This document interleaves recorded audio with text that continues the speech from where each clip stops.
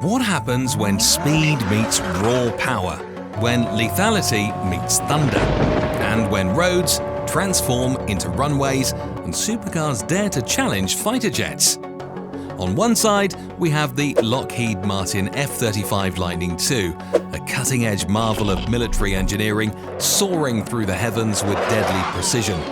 On the other, the McLaren Speedtail, a supercar so sleek and fast it could reach a top speed of 250 miles per hour. That's 403 kilometers per hour. At first glance, it might seem utterly bizarre to pit these two wildly different machines against each other. But in a world where dreams become reality and speed is the ultimate obsession, anything is possible. So, what happens when the McLaren Speedtail goes head-to-head with the F-35 fighter jet? Let's find out. But before we begin, let's take a quick moment to smash that like button and hit subscribe to the channel. Can you imagine an electrifying showdown between two extraordinary marvels that couldn't be more different?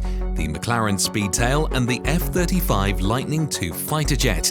It's a clash of automotive brilliance and aerial supremacy that will leave you on the edge of your seat.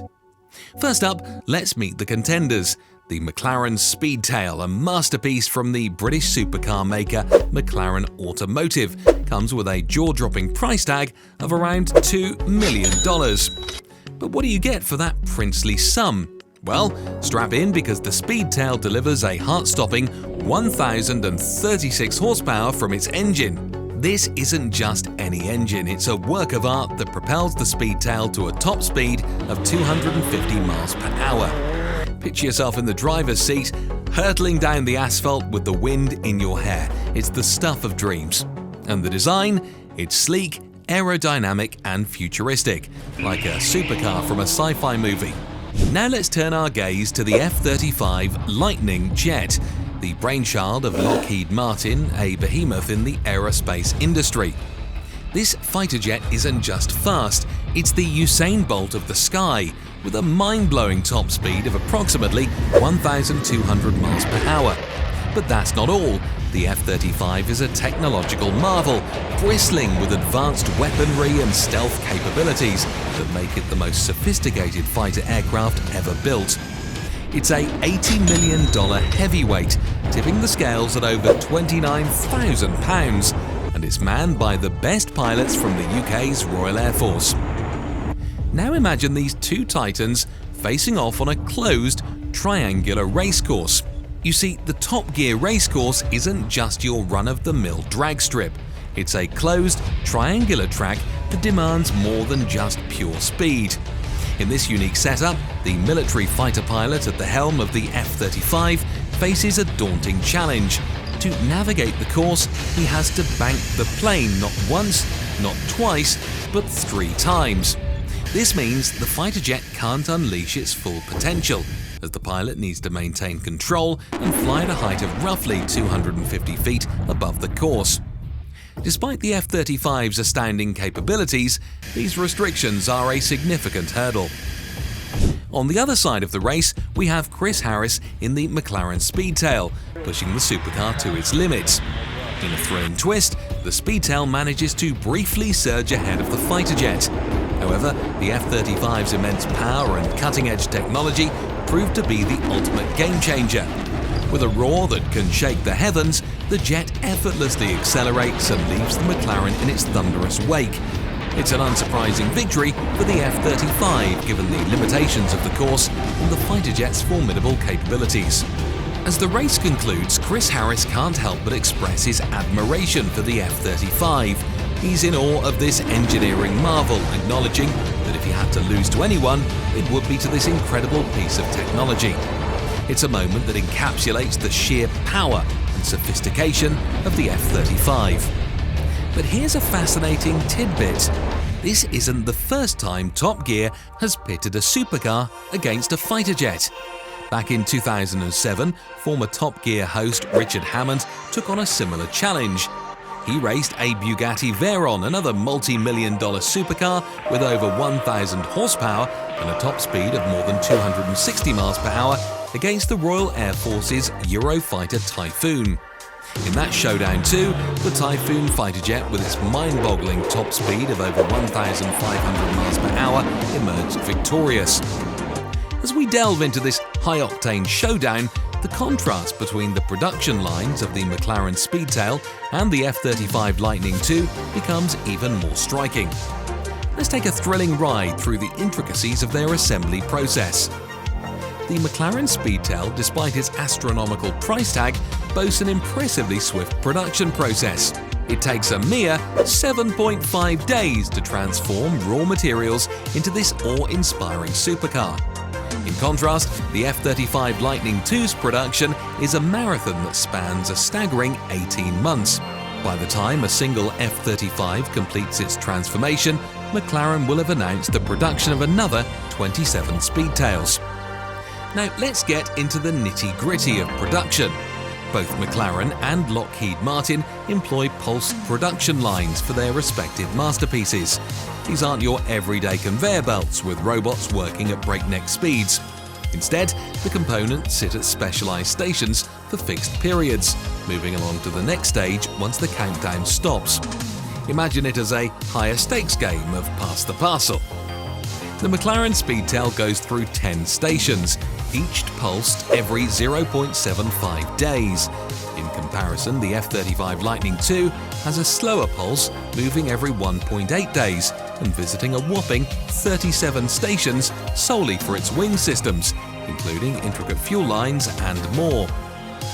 Steve Over, director of F-35 International Business Development, drew inspiration from Toyota's quick mass production methods, emphasizing the importance of keeping the product moving. Yet, it's not the frenzied pace of a car factory, but more like the rhythmic ticking of a metronome. McLaren takes a different approach. Rather than operating all 10 stations simultaneously, 5 Speedtails occupy the line, alternating between odd and even numbered slots. This meticulous orchestration allows for smoother transitions between stations, ensuring precision in every step of the process. As we dive deeper into the manufacturing intricacies, we realize that both the car and the jet are sculpted by the demands of aerodynamics and weight savings. Intricate carbon weaves from the core of many of their panels, however, each has a remarkable trick concealed beneath their sleek exteriors. The McLaren Speedtail surprises with its rear spoiler. Crafted from a flexing carbon surface at the tip of its elongated tail, it's a marvel of engineering. An intricately machined aluminium mechanism hidden beneath the surface connects to the gearbox and shifts the car's aerodynamic profile based on its speed. Every non-structural ounce of material has been meticulously shaved off, exemplifying precision engineering at its finest. On the flip side, the F-35 Lightning II features a vertical takeoff and landing (VTOL) system, exclusive to the B variant which the British forces have adopted for their aircraft carriers.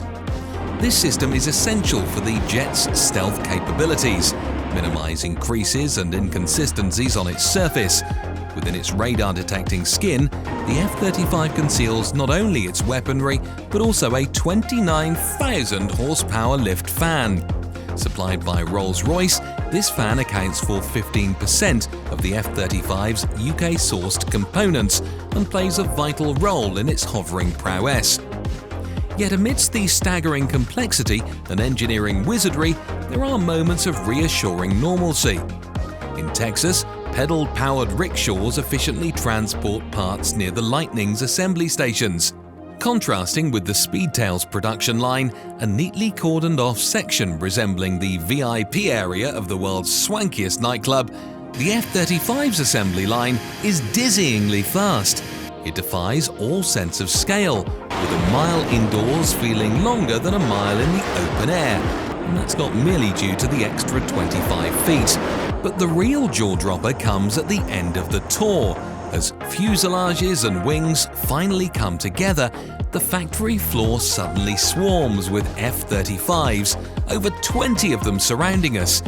It's a humbling realization of their sheer size, as if they were colossal Kinder Egg toys marooned in an ordinary toy box.